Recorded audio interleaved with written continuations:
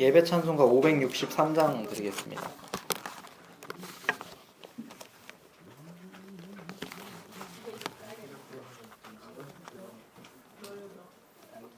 (563장입니다)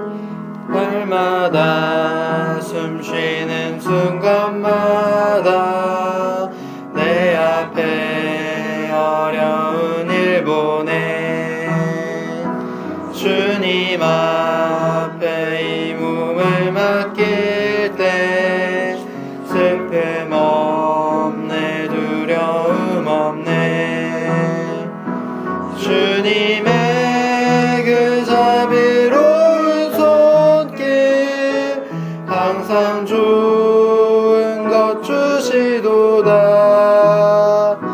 사랑스레 아픔과 기쁨을 수고와 평화와 안식을 날마다 주님 내 곁에 계셔 자비로 날 감싸주시네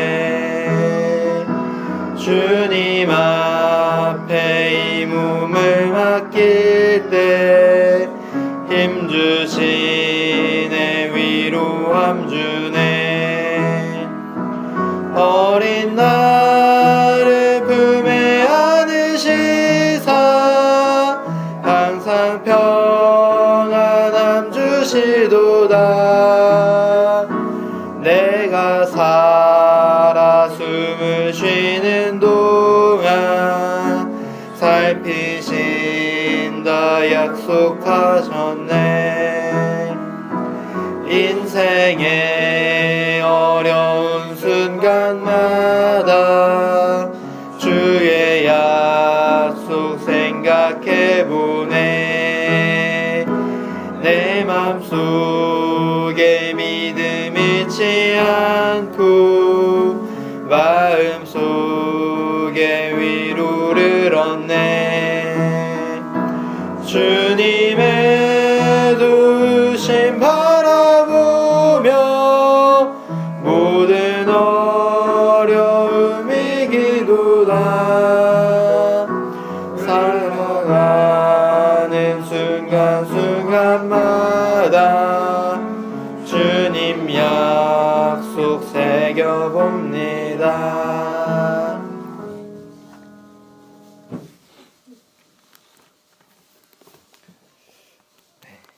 날마다 숨쉬는 순간순간마다 이제 정말 내 앞에 어려운 일, 우리 인생이 어려운 일 천지잖아요. 우리 인생에서 행복한 날이 많았나요? 힘든 날이 많았나요? 행복한 일이 더 많았습니까? 힘든 게 더 많죠. 행복한 일이 더 많으면 좋겠지만 우리 인생은 하나님을 떠난 인생은 수고와 슬픔뿐인 인생이며 결코 만족을 할 수 없는 그러한 인생이죠. 잠깐이죠. 우리에게 행복은 잠깐인 인생이지만 그러한 인생, 모든 인생이 그러한 힘든 인생이지만 이 주님 앞에 우리의 몸을 맡길 때 슬픔 없고 두려움 없다라는 찬양 가사가 참 감사가 됩니다. 이 세상 사람들은 의지할 곳이 정말 자신의 재산, 쾌락 이런 것이겠지만 우리는 이 고난의 삶 가운데서도 하나님을 바라볼 수 있고 주님께 모든 것을 맡길 수 있다는 것, 이것 자체로도 얼마나 큰 복을 받은 인생인가 라는 생각을 이 찬양의 가사를 보면서 조금 생각을 하게 됩니다.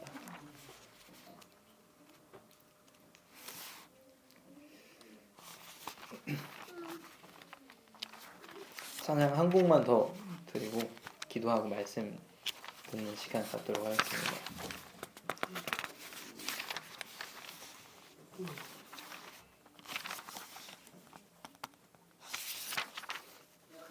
575장입니다.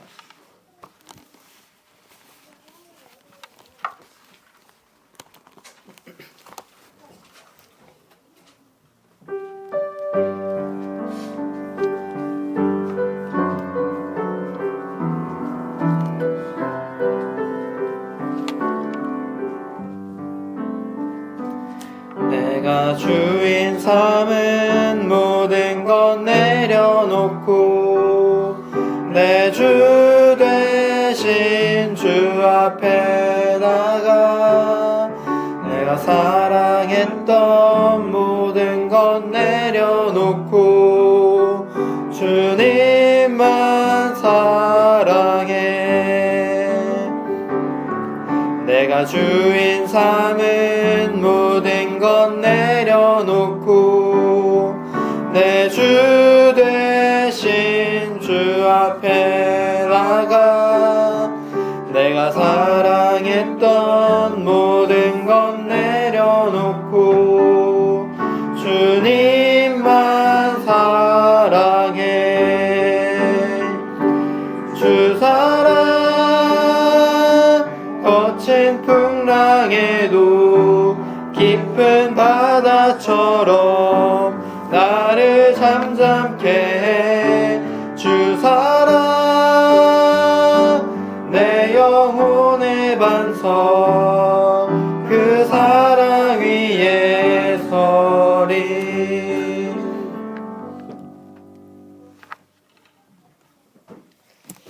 하나님 아버지 감사를 드립니다. 주님을 떠나 완전치 못한 인생을 살아가던 우리의 인생 가운데 찾아와 주시고 하나님 아버지와 하나가 되는 연합된 그러한 자들로서 우리를 불러주신 것 참 감사를 드립니다.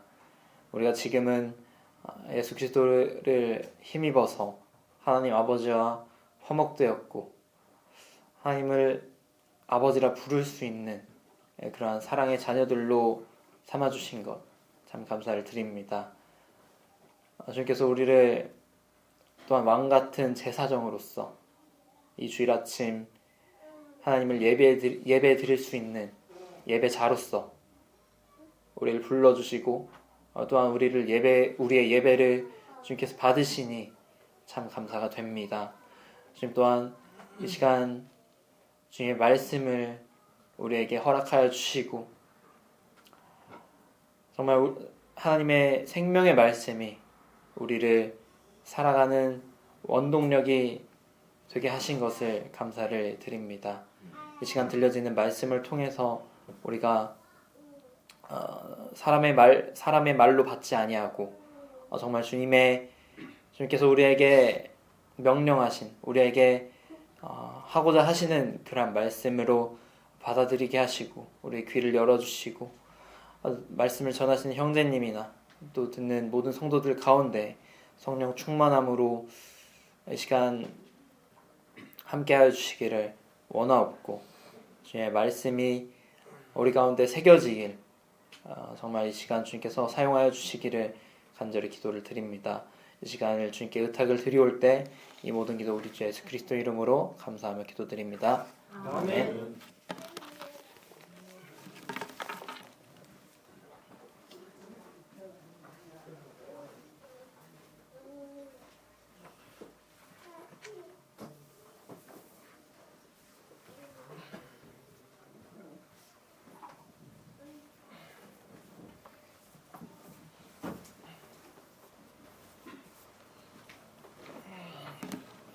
안녕하세요.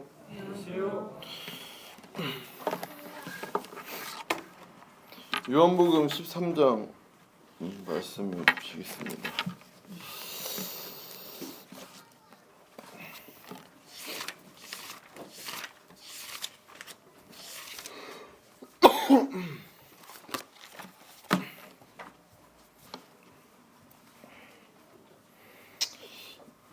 요한복음 13장 1절부터 20절까지 좀 길 수 있는데요. 제가 먼저 읽어드리겠습니다. 요한복음 13장입니다. 유월절 전에 예수께서 자기가 세상을 떠나 아버지께로 돌아가실 때가 이른 줄 아시고 세상에 있는 자기 사람들을 사랑하시되 끝까지 사랑하시니라. 마귀가 벌써 시몬의 아들 가롯 유다의 마음에 예수를 팔려는 생각을 넣었더라.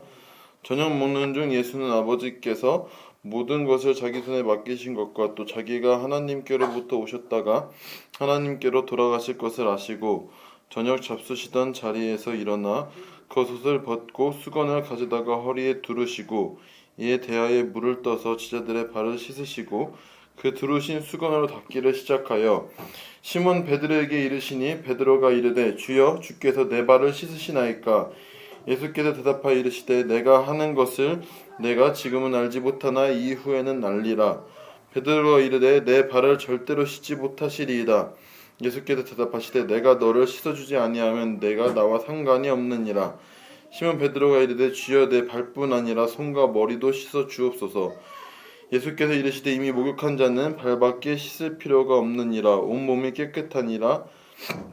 너희가 깨끗하다 하나 다는 아니니라 하시니 이는 자기를 팔 자가 누구인지 아심이라. 그러므로 다는 깨끗하지 아니하다 하시니라. 그들의 발을 씻으신 후에 옷을 입으시고 다시 앉아 그들에게 이르시되 내가 너희에게 행한 것을 너희가 아느냐. 너희가 나를 선생이라 또는 주라 하니 너희 말이 옳도다. 내가 그러하다. 내가 주와 또는 선생이 되어 너희 발을 씻었으니 너희도 서로 발을 씻어주는 것이 옳으니라. 내가 너희에게 행한 것 같이 너희도 행하게 하려 본을 보였노라. 내가 진실로 진실로 너희에게 이르노니 종이 주인보다 크지 못하고 보냄을 받은 자가 보낸 자보다 크지 못하나니 너희가 이것을 알고 행하면 복이 있으리라. 내가 너희 모두를 가리켜 말하는 것이 아니니라. 너는 내가 택한 자들이 누구인지 알미라. 그러나 내 떡을 먹는 자가 내게 발꿈치를 들었다는 성경을 응하게 하려는 것이니라. 지금부터 일이 일어나기 전에 미리 너희에게 일러둠은 일이 일어날 때에 내가 그인 줄 너희가 믿게 하려 함이로라. 내가 진실로 진실로 너희에게 이르노니 내가 보낸 자를 영접하는 자는 나를 영접하는 것이요 나를 영접하는 자는 나를 보내신 이를 영접하는 것이니라. 예. 13장 1절부터 20절까지의 말씀을 제가 먼저 읽어 드렸습니다.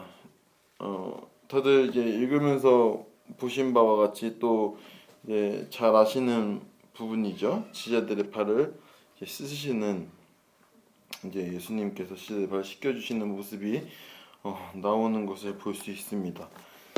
예수님께서 제자들의 발을 왜 씻어 주셨나 이제 하는가를 좀 보기를 원하는데요.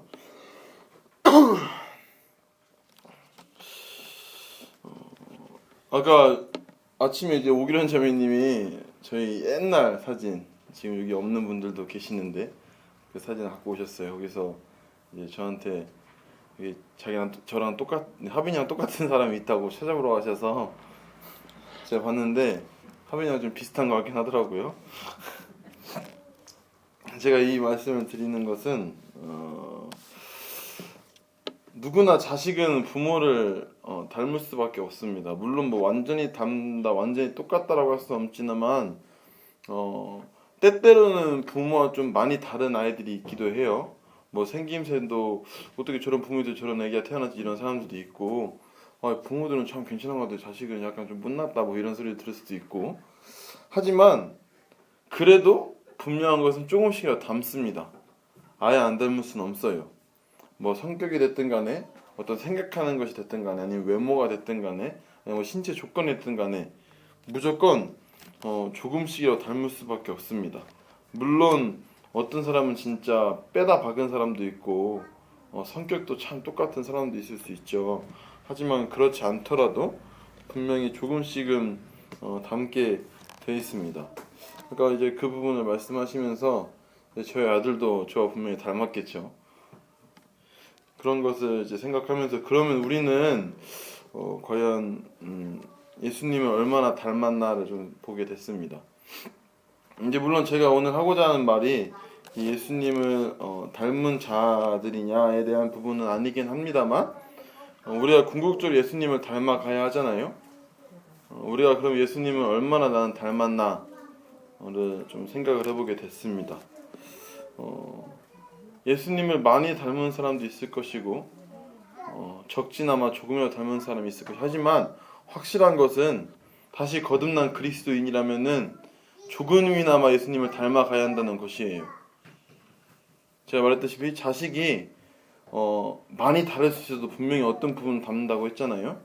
그와 동일하게 분명히 예수님의 피로써 다시 그분을 통해서 거듭난 사람이라면은 조금이라도 닮은 것이 있어야 할 것입니다. 그전엔 닮은 게 없더라도 우리 안에 이제 성령님이 내주하시고 이제 계속해서 살아가다 보면은 예수님의 말씀에 따라 살아갈 수밖에 없는 자들이기에 우리는 조금이나마 그분을 닮아가야 마땅한 자들이다는 생각을 하게 됐습니다. 이 생각을 한 게 이제 이후에 제가 말씀을 보게 되겠지만 예수님께서 이제 베드로에게 하는 말씀이 있는데 물론 베드로만 아니고 여기 있는 모든 사람에게 한 말씀이죠. 그 부분을 생각하면서 좀 이런 부분도 생각을 해보게 됐습니다. 예, 여기서 이제 13장 1절에 나오는 것처럼 이제 예수님께서 이제 세상을 떠나 아버지께로 돌아가실 때가 됐어요. 이 말은 다들 아시다시피 예수님께서 이제 죽으실 날이 얼마 남지 않았다는 것입니다. 예수님께서 죽으신 이유는 저희가 다 잘 알고 계시잖아요.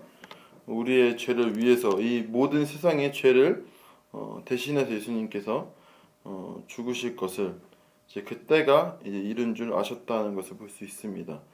그래서 자기 사람들을 사랑하시되 끝까지 사랑하셨다는 예수님의 말씀을 볼 수 있어요.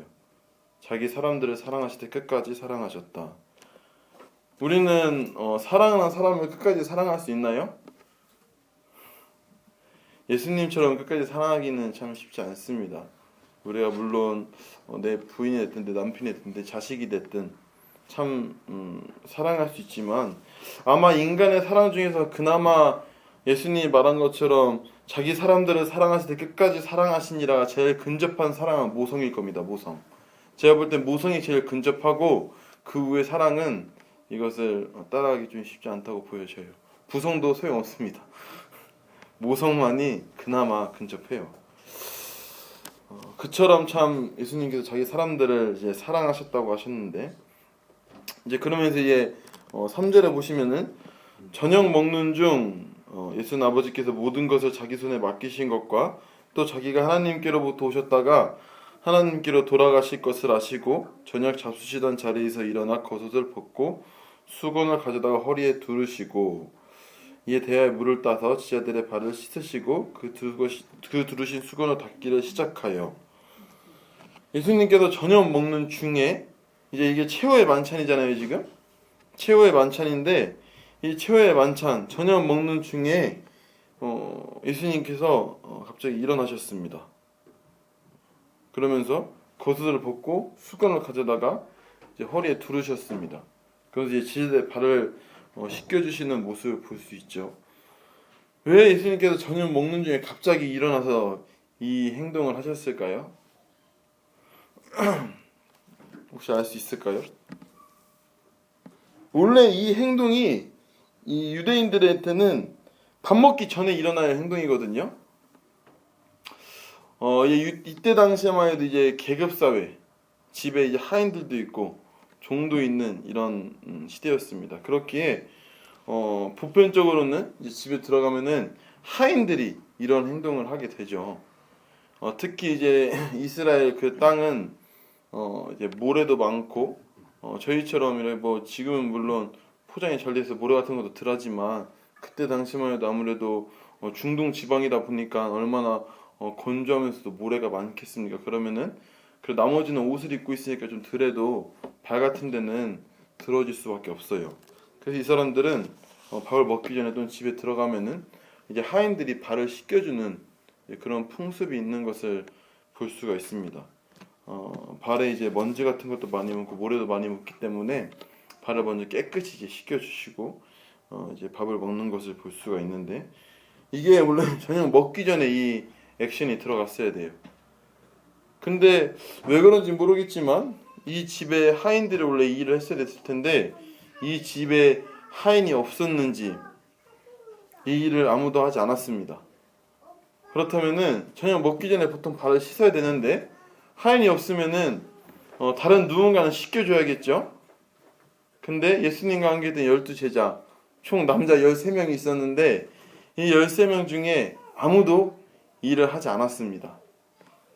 그래서 예수님께서 저녁을 이제 먹으려고 하는 중에 자리에서 일어나서 자신이 이제 제자들의 발을 씻겨 주시는 것입니다. 이 이유가 이제 뒤에 써 있지만 예수님께서 단순히 그냥 발을 씻겨 주신 건 아닙니다. 니네 밥 먹기 전에 발 씻고 먹어야지 뭐냐? 우리나라로 따지면 어른들이 먼저 숟가락을 들고 밥을 먹어야 되는데 어디서 어린 놈이 이런 개념이 아니라는 것이에요.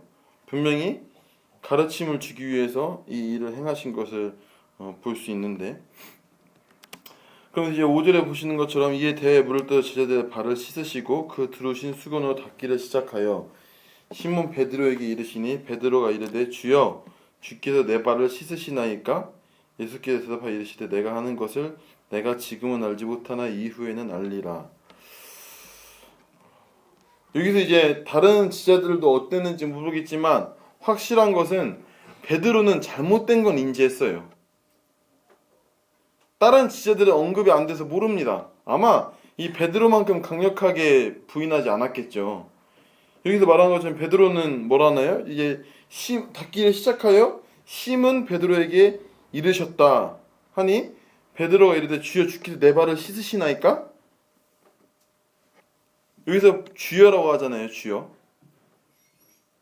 주여라고 합니다. 베드로가 나의 주인이신 당신께서 어떻게 내 발을 씻으십니까? 하는 거예요. 제가 아까 말했잖아요. 보통은 이 일을 하인이 하게 된다고요.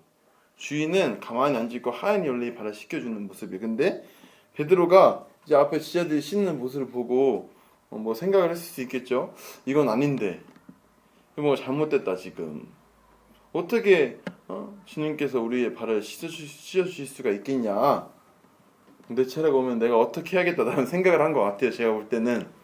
그래서 한 말이 말이라도 잘해야 된다.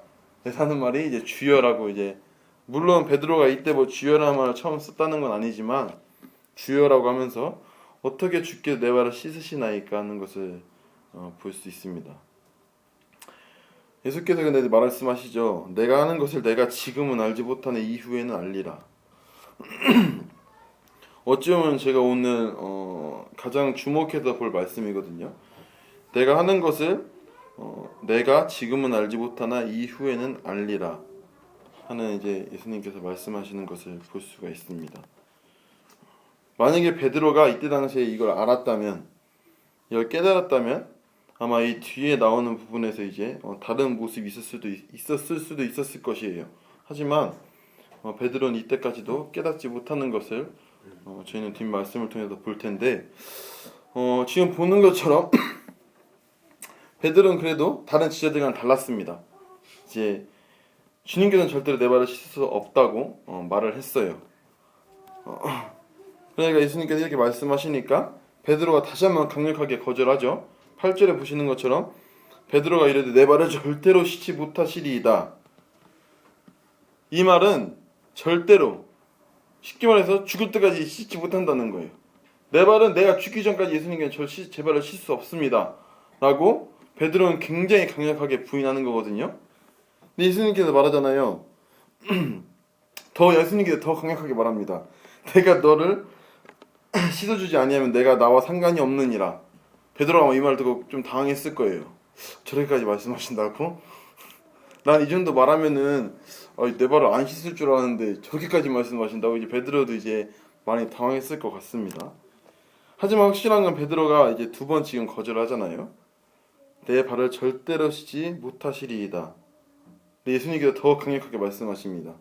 내가 너를 씻어주지 아니하면 네가 나와 상관이 없다. 베드로가 이제 어쩔 수 없이 그 뒤에는 좀 억지스러운 이제 말을 하는 것을 볼 수 있는데, 이처럼 베드로는 그래도 잘못된 것을 인지했어요. 근데 우리가 생각했을 때 베드로의 태도가 좀 우울해 보입니까? 우리 성도님들이 잘못된 걸 베드로처럼 인지했다고 생각해 봅시다. 그럼 어떻게 해야 돼요? 우리 성도가 어떻게 하겠어요? 베드로처럼 지금 제자들 발을 씻겨주고 계세요. 보고 있으니까 저건 예수님께서 발을 씻겨주시는 게 아닌데 아, 이 집엔 하인도 없나 왜 예수님께 왜 제자들 발 씻겨주고 있나 생각이 들 수 있어요. 다른 제자들은 생각을 못했나 봐요. 그 정도까지 생각 못했는데 이 베드로는 생각을 했습니다. 강력하게 거절했어요. 우리 선생님 같으면 어떻게 하시겠습니까? 이렇게 강하게 거절하시겠습니까? 내가 씻겨줘야죠. 내가 씻겨줘야 되는 것이에요. 그죠? 이 잘못된 걸 인지했으면 베드로는 내 발을 내미는 게 아니고 주님 앉으십시오가 맞습니다. 그죠? 그게 맞지 않을까요? 잘못된 건 인지했어요. 어떻게 주님께서 하인도 아닌 주님께서 내 발을 씻겨줄 수 있겠느냐. 말이 안 된다 이거는. 이거 잘못됐다. 이거 있을 수 없는 일이다. 그럼 역으로 좀만 생각하면 간편한 일인데 그 정도까지는 안 됐나 봅니다. 역으로 생각하면 뭐예요? 주님이 앉으십시오. 제가 씻겨드리겠습니다. 이게 맞지 않겠어요? 왜냐면 베드로가 그냥 예수님이라고 했으면 모르겠는데 분명히 주여라고 했거든요. 근데 베드로는 그렇게까지는 하진 않았습니다. 나중엔 이제 더한 말 하죠. 발만 아니라 이제 자기 모든 걸 시켜달라고 샤워 시켜달라고 합니다. 약간 억지로 부려요. 근데 우리가 베드로였으면 어떻게 했을까? 우리는 어떤 자세를 취할 것이냐? 우리가 잘못된 것을 인지했다면은 우리가 이것을 인지로 끝내야 되는 것인가? 아니면 그 행동을 바로 잡아야 되는 것이냐 하는 것입니다. 베드로는 그래도 다른 제자들보다는 좀 더 나았던 것 같긴 합니다. 다른 제자들에 대해서 언급이 없었기 때문에 물론 다른 제자들도 흔쾌히 발 내밀으니까 발 훅 내밀진 않았겠죠. 그래도 예수님 다른 제자들이 설마 내가 발 씻겨줘 좋다고 발 내밀었겠습니까? 그래도 말은 했겠죠. 아, 어떻게 주님이 저희 발을 씻겨주십니까? 아, 아니 됩니다. 하지만 예수님이 말씀하시니까 마지못해 이제 내밀었겠죠. 마지못해. 하지만 아마 베드로만큼 강력하게 부인한 것 같진 않습니다. 그렇기 때문에 이 베드로만 이렇게 언급이 된 것 같아요. 제 개인적인 생각은 그렇습니다. 베드로는 굉장히 강력하게 부인을 하잖아요. 내 발을 절대로 씻지 못하시리이다. 절대로 씻지 못하는 게 아니고 앉으시러 가면 이게 모든 상황이 끝나는 건데 참 그러진 못했나옵니다. 이 지제들도 결국에는 목이 뻣뻣했어요. 예수님께서 그 일을 했을 때 그 누구 한 명쯤은 자기 어쩌면 동료이고 친구이고 같이 전쟁에 함께했던 그런 사람들인데 자기가 발을 씻겨줄 수 있을 거 아니에요? 주님이 하시는 모습을 보고 아 주님 제가 하겠습니다. 그잖아요. 우리가 누가 어른이 뭐 쓰레기를 줍고 있으면 가만히 멀뚱멀뚱 구경할 것입니까? 아니잖아요. 거듭니다. 물론 지금 뭐 어린 친구들은 뭐 그런 게 별로 없을 수 있겠지만 지금 워낙 뭐 물론 저도 이제 밖에도 쓰레기 줍고 있으면 뭐 신경 안 쓰고 그런 일이 분명히 있겠지만 그래도 우리가 양심으로 생각해서 저거 나도 같이 해야 된다는 생각이 든다는 것이에요. 그리고 교회 안에서 어른이 어떤 일 하고 있으면은 내가 뺏어서 하는 경우도 있고 그게 사실 마땅한 행동이거든요. 근데 지자들은 아무도 그 행동을 하지 않았다는 것이에요. 그것은 지자들이 목이 뻣뻣하게 굉장히 교만한 마음으로 자기들이 성경을 받아야 된다는 것이에요. 내가 발을 씻겨주는 자가 되서는 안 된다는 것입니다. 자기가 발을 씻김을 받는 자가 되어야 된다는 것이에요. 그래서 예수님께서 말씀하시는 것입니다. 너희들이 여기서 내가라고 나오죠. 내가 지금은 알지 못하나 이후에는 알리라. 내가 왜 너희들의 발을 씻겨주는지 지금은 알지 못할 것이다. 하지만 이후에는 이것을 알 것이다. 말하는 것을 이제 볼 수 있습니다. 그러면서 이제 9절에 이제 시몬 베드로가 이르되 주여 내 발뿐 아니라 손과 머리도 이제 씻어 주옵소서. 제가 말했잖아요. 약간 억지로 부린다고. 나와 상관없는 자라니까 발뿐만 아니라 자기 샤워 시켜달라는 베드로의 모습을 볼 수 있습니다. 그래서 예수님께서 이 모습을 보시고 이제 이미 목욕한 자는 발밖에 씻을 필요가 없느니라 온몸이 깨끗하니라 너희가 깨끗하나 다는 아니니라 하시니 너희가 깨끗하나 다는 아니다. 이것은 이제 가룟 유다를 말씀하고 계시는 것이거든요. 이 11절에 나온 것처럼 이는 자기를 팔 자가 누구인지 아심이라 그러므로 다는 깨끗하지 아니하다 하시니라. 근데 예수님이 가룟 유다의 발을 안 씻겨주셨을까요? 다 씻겨주셨습니다. 이게 어떤 모습일까요? 예수님께서는 알고 계셨어요. 미리 알았습니다. 가룟 유다가 자기를 팔 것을 이미 알고 계시는데 불구하고 가룟 유다의 발을 씻겨 주십니다. 이 모습을 통해서 우리도 이와 동일해 된다는 것입니다. 예수님께서는 자기를 팔 자, 자기를 죽음으로 내세울 자, 어찌 보면 쉽게 말해서 저희 입장에서는 원수죠. 왼수 같은 자, 나한테 피해를 주는 자, 나한테 아픔을 주는 자, 나한테 상처, 나한테 불이익을 주는 자. 근데 예수님께서는 이런 자의 발마저도 씻겨 주셨다는 것입니다. 우리가 이런 자들이라도 우리가 발을 씻겨 줘야 된다는 것입니다. 이런 자들일지라도 우리가 섬겨야 되는 것이고, 이런 자들일지라도 우리가 사랑으로 대해야 한다는 것입니다. 예수님께서는 그것을 원하셨고 그 모습을 친히 보이신 것을 저희는 발을 씻기시는 장면을 통해서 볼 수가 있습니다. 11절까지 예수님께 이제 발을 이제 씻겨 주시고, 이제 12절부터 이제 본격적으로 예수님께서 왜 이제 발을 씻겨 주셨을까에 대한 이제 말씀을 하시는 걸 볼 수 있는데, 이제 그들의 발을 씻으시며 옷을 입으시고 다시 앉아 그들에게 이르시되 내가 너에게 행한 것을 너희가 아느냐? 너희가 나를 선생이라 또는 주라 하니 너희 말이 옳도다. 내가 그러하다. 내가 주와 또는 선생이 되어 너희 발을 씻었으니 너희도 서로 발을 씻어주는 것이 옳으니라. 이 말씀을 보시면서 어떤 생각이 드시는지 모르겠습니다. 제가 재미있는 질문 하나 드려볼게요. 여기서 이제 13명의 사람 중에서 발을 안 씻긴 사람이 있습니다. 누군지 아시나요? 예, 예수님 발 안 씻으셨어요. 이스라엘 사람들은 이 더러운 발, 이 묻었기 때문에 샤워한 몸은 깨끗하니 발을 씻겨줘야 됩니다. 그래서 하인들이 행한다고 했잖아요. 그러면 식사하기 전에 식사를 저녁 먹는 중에 예수님께서 일어나서 이 일을 결국 아무도 안 하니까 자신하셨습니다. 그럼 자기 발도 이제 씻어야 될 거 아니에요, 그죠? 근데 예수님 발은 자기가 씻을 수 없으니 가만히 있으셨습니다. 근데 예수님 발은 아무도 씻겨주지 않았어요. 그러면 우리 같으면은 이렇게 말하는 것이 맞지 않을까요? 내가 14절에 보는 것처럼 내가 주었던 선생이 되어 너희 발을 씻었으니 너희도 이제 나를 씻겨줘라 가 더 맞지 않을까요? 내가 너희를 씻겨줬으니 너희도 이제 나를 씻겨줘라. 근데 예수님께서는 나를 씻겨달라는 게 아닙니다. 너희도 서로 발을 씻어주는 것이 옳다 하십니다. 내가 너희를 씻겨줬으니까 나도 이제 씻겨줄 차례다. 나도 이제 씻음을 받지 않겠느냐가 아닌 내가 너희를 씻겨준 것처럼 너희도 서로 발을 씻어라 라고 말씀하십니다. 제가 아까 말했잖아요. 여기 7절에 보는 것처럼 내가 지금은 알지 못하네 이후엔 알리라. 만약에 지자들이 누군가가 다 발 씻음을 받고 예수님께서 말씀하시잖아요. 너희가 나를 선생이라도는 주라 하니 너희 말이 옳도다. 내가 그러하다.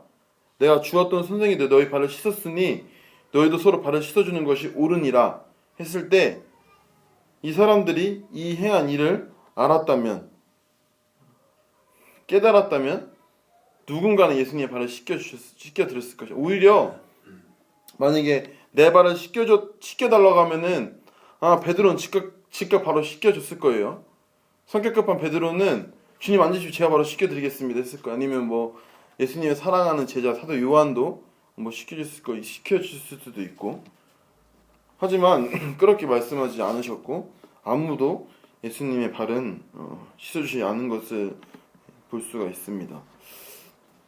이때까지는 제가 볼 땐 지자들이 이 예수님의 가르침을 온전히 이해하고 온전히 깨달은 것 같지는 않습니다. 뒤에 계속 나오지만 내가 너에게 행한 것 같이 15절입니다. 내가 너에게 행한 것 같이 너희도 행하게 하려 하여 본을 보였노라. 내가 진실로 진실로 너에게 이르노니 종이 주인보다 크지 못하고 보냄을 받은 자가 보낸 자보다 크지 못하나니 너희가 이것을 알고 행하면 복이 있으리라. 내가 너희 모두를 가리켜 말하는 것이 아니니라. 나는 내가 택한 자들이 누구인지 알미라. 그러나 내 떡을 먹는 자가 내게 발꿈치를 들었다는 성경을 응하게 하려는 것이니라. 지금부터 일이 일어나기 전에 미리 너희에게 일러둠은 일이 일어날 때에 내가 그인 줄 너희가 믿게 하려 함이로라. 내가 진실로 진실로 너희에게 이르노니 내가 보낸 자를 영접하는 자는 나를 영접하는 것이요 나를 영접하는 자는 나를 보내신 이를 영접하는 것이니라. 예수님께서는 내가 보낸 자를 영접하는 자는 나를 영접하는 것이다. 그리고 나를 영접하는 자는 나를 보내신 이를 영접하는 것이다. 결국에는 예수님 보내신 자를 영접하는 자는 하나님을 영접하는 것이다 하는 것이죠. 너희에게도 행할 것이 너희도 행하게 하려 본을 보였다. 예수님께서는 이 일을 행하신 것이 내가 너희들에게 본을 보이려고, 그리고 너희들이 이런 자세로서 많은 사람들에게, 성도들에게, 아니면 믿지 않는 자들에게 동일하게 겸손한 마음으로, 낮은 자의 마음으로 섬기길 원하셨던 예수님의 가르침을 볼 수 있습니다. 이 사실을 베드로가 나중에는 깨달은 것을 베드로전서 이제 5장의 말씀을 볼 수 있는데 제가 찾아서 읽어드리겠습니다. 베드로전서 5장 5절인데요.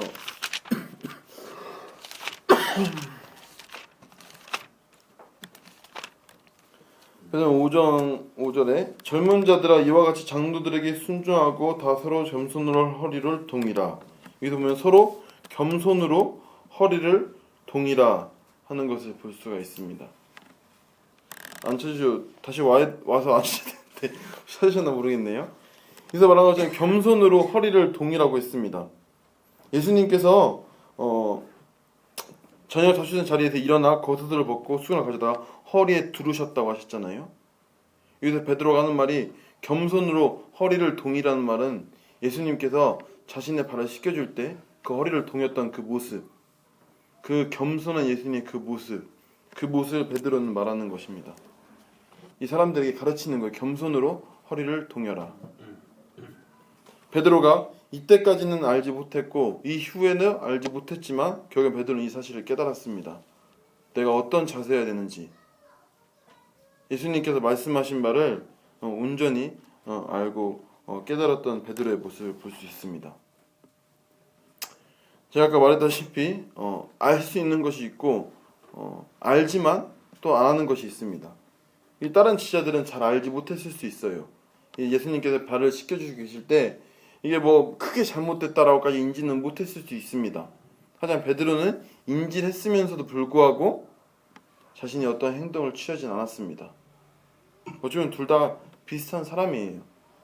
뭐 누가 더 낫냐, 차라리 알지 못하니까 알지 못한 사람은 어쩔 수 없는 거 아니냐?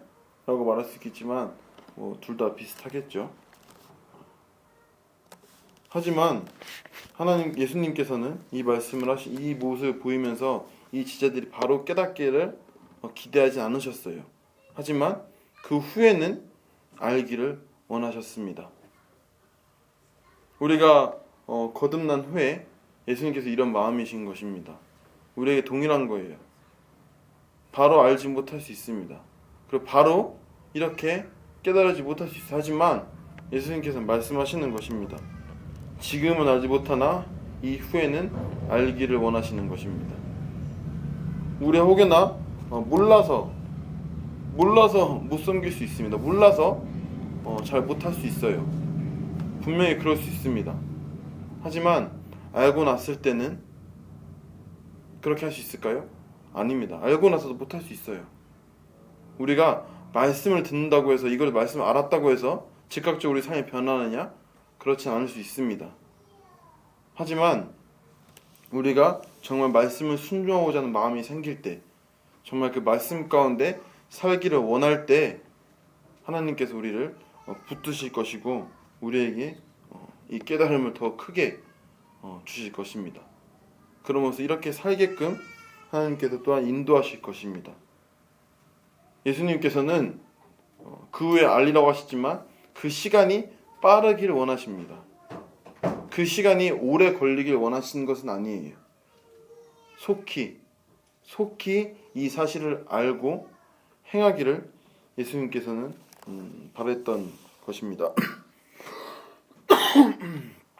우리 성도님들은 얼마나 사람들을 섬기시면서 살아가십니까? 내가 섬김을 받는 게 편한가요? 섬기는 게 편한가요? 섬김을 받는 게 아무래도 편하죠. 당연히 섬김을 받는 게 당연히 편해요. 하지만 예수님께서는 섬김을 받으라고 하셨나요? 섬기라고 하셨습니다. 나이 불문하고예요. 물론 우리 아무래도 한국 땅엔 유교 사상이 남아 있고 어느 정도 이 한국 문화에 있기 때문에 나이 드신 분들은 섬김을 받아 마땅한 그런 게 있습니다. 없을 수는 없어요. 하지만 나이 드신 분들도 충분히 어떤 성도들을 섬길 수 있는 조건은 된다는 것입니다. 물론 나이 드신 분들 당연히 섬김을 받아야죠. 어떻게 나이 드신 분들도 제가 섬김을 받겠어요. 그것은 사람의 도리상으로도 예의가 아닌데 하여튼간 그럼에도 불구하고 섬길 수는 있다는 것입니다. 그처럼 예수님께서 우리에게 많은 사람들을 특히 여기 말한 것처럼 내가 보낸 자를 영접하는 자는 결국 하나님을 영접하는 것이다.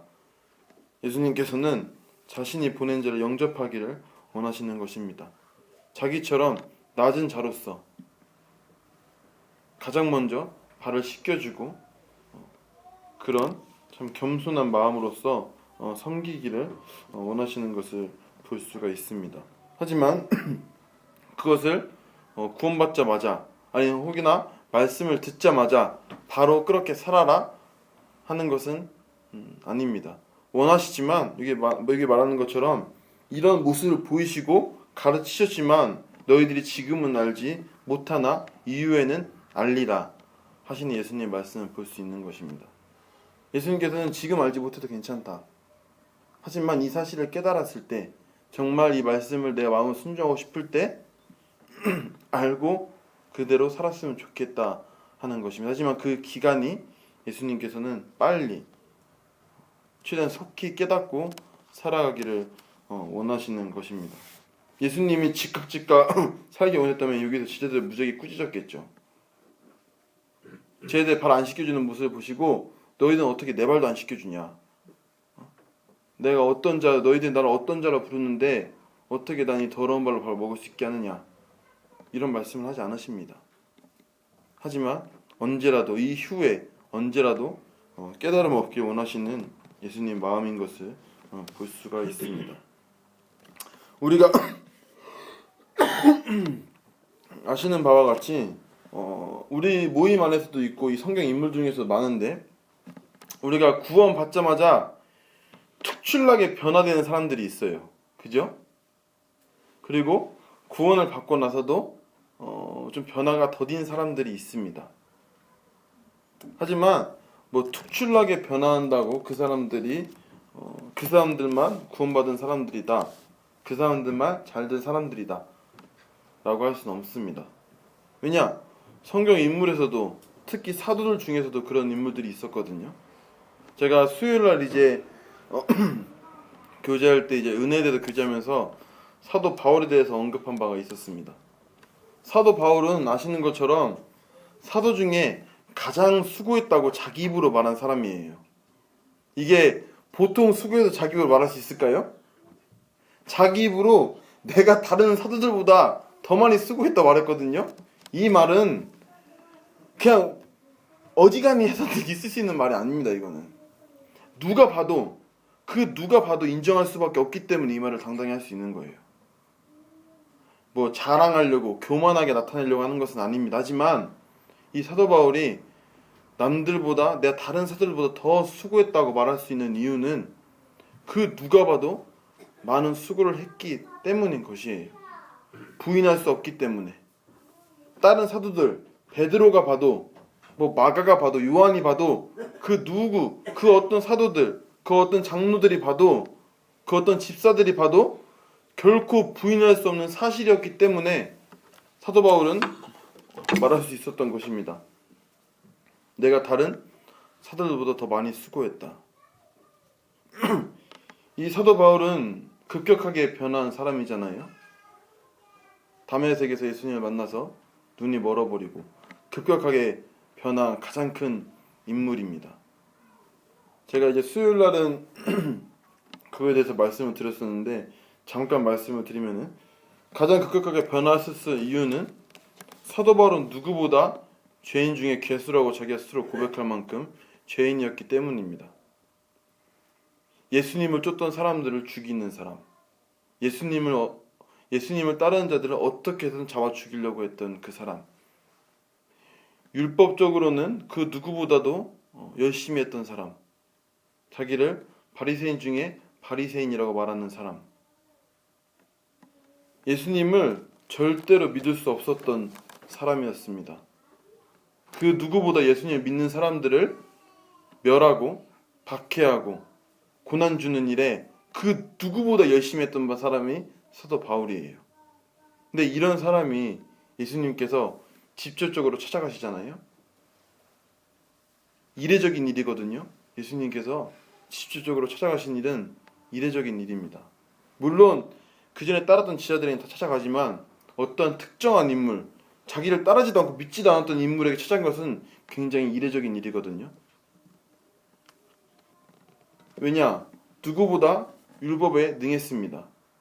그것은 누구보다 하나님 말씀을 잘 안다는 것이에요. 그리고 누구보다 예수님을 미워했던 사람입니다. 그만큼 예수님을 믿게 됐을 때 그 은혜가 넘칠 수밖에 없는 자라는 것입니다. 하나님께서는 말씀하셨거든요. 분명히 죄를 많이 진 사람일수록 은혜를 더 많이 깨달을 수밖에 없다. 로마서에 그 말씀이 있는 것을 볼 수가 있는데 우리가 그렇잖아요. 예를 들어서 어떤 쓰레기를 버리다가 걸렸어요. 경찰한테. 근데 벌금 3만 원인데 제가 특별히 용서해드리겠습니다. 아유 감사합니다. 그러겠죠? 근데 사람을 죽였습니다. 근데 그걸 복귀했어요. 용서해주겠대요. 똑같을까요, 둘이? 똑같을 수가 없어요. 그렇기 때문에 사도 바울은 그 누구보다 자기 스스로 죄인 중에 괴수라고 할 정도로 지극히 작은 자, 정말 큰 죄인이라고 깨달음을 얻었기 때문에 그 누구보다 그 은혜가 넘칠 수밖에 없고 그 삶이 급격하게 변할 수밖에 없습니다. 하지만 이제 다른 사도 있잖아요. 이제 사도 바울과 1차 전도여행 같이 갔던 마가, 우리 마가 같은 경우에는 1차 전도 여행 중에서 이탈합니다. 쉽게 말해서 나 도저히 힘들어서 못 가겠다 하는 거예요. 그래서 나왔어요. 그래서 2차 전도 여행 가려고 하는데 바나바와 이제 바울이 싸우죠. 그것 때문에 마가를 데리고 가야 되냐 안 되냐. 바나바는 데리고 가자. 바울은 안 된다. 얘는 집니다. 얘는 전도에 지금 할 일도 많은데 거기서 이탈하고 있는데 데리고 가서 뭐하니 이런 식으로 싸운 거예요. 마가도 이 마가복음을 쓴 저자이고 예수님을 따르는 제자들입니다.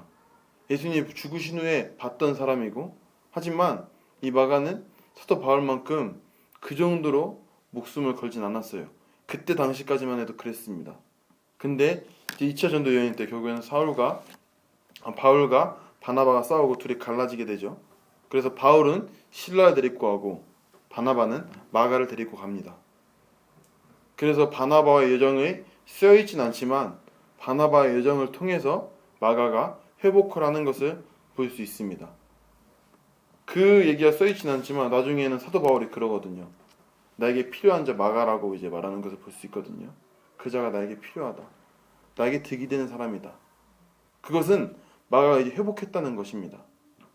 이처럼 우리가 급격하게 예수님을 깨달은 후에 변할 수 있는 사람이 있는 반면에 마가처럼 또한 우리처럼 하다 보니까 힘들어서 포기하고 그게 얼마나 큰 민폐겠어요. 그 어떠한 일을 같이 하다 한 명이 나가 떨어지는 것은 굉장히 큰 민폐거든요, 진짜.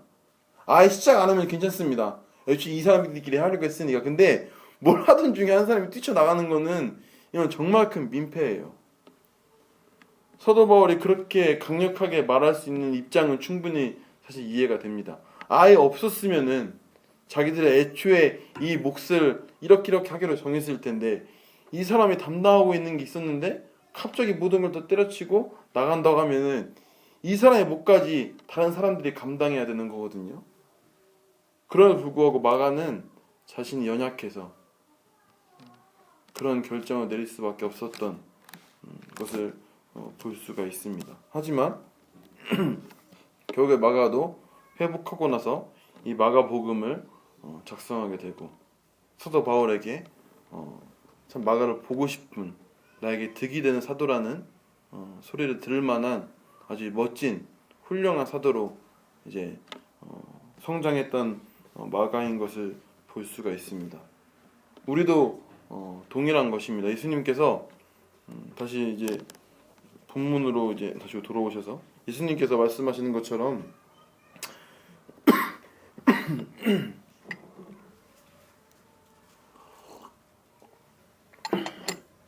내가 지금은 알지 못하나 이후에는 알리라 하시는 말씀을 볼 수가 있습니다.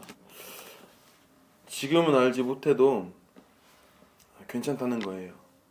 예수님께서 그렇게 급격하게 알아라, 급격하게 변화하라 하시는 분은 아니십니다. 하지만 확실한 것은 우리가 속히 예수님의 발자취를 따라가길 원하시는 것입니다.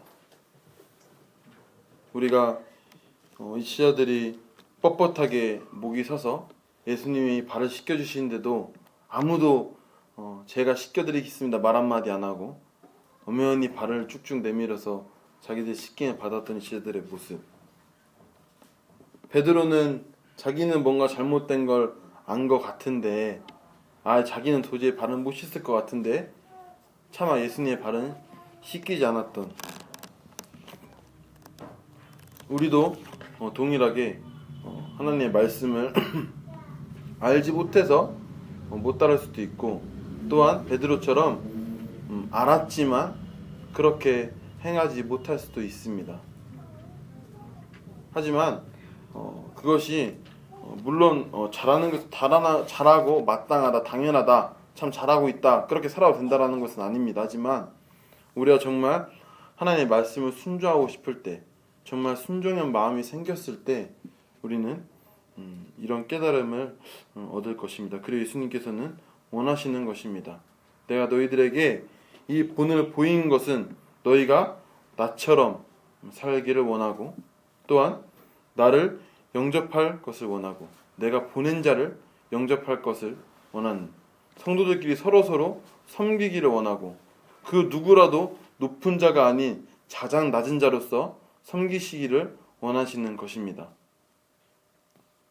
하지만 이 사실이 금방 내 속히 깨닫고 행하기를 원하시는 것이에요.